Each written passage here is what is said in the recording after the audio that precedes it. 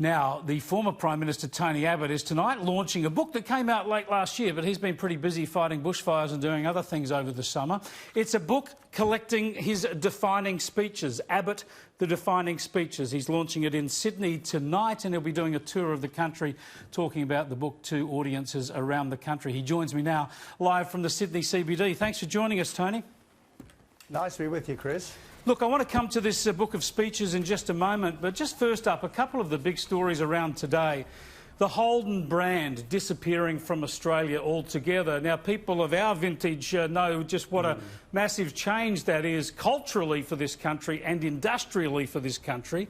Do you feel any culpability at all? Everybody's been reminding us today of that famous headline from Joe Hockey when he was your treasurer, essentially daring Holden to go. I think all of us are sad to see the demise of the domestic car manufacturing industry. Very sad. The problem is that the manufacturers here never integrated their local productions with their global plans.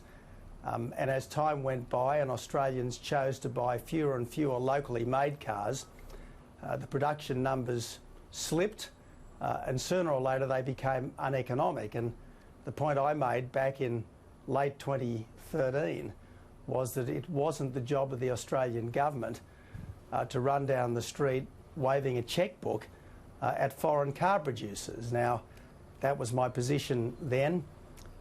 It would be my position today were the circumstances repeated, but it's impossible not to feel sad and sorry that you can't go out and anymore buy a car which is substantially produced here in Australia.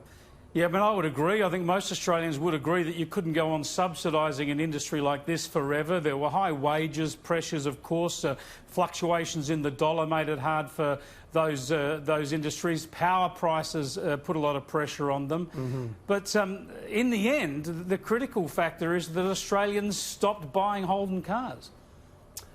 That's correct, and neither Ford nor GM, nor even Toyota fully integrated their Australian operations into their global car plans. Now, the Territory, which I used to drive for many years, was an outstanding car, but Ford never really pushed the Territory other than in Australia and our immediate environs.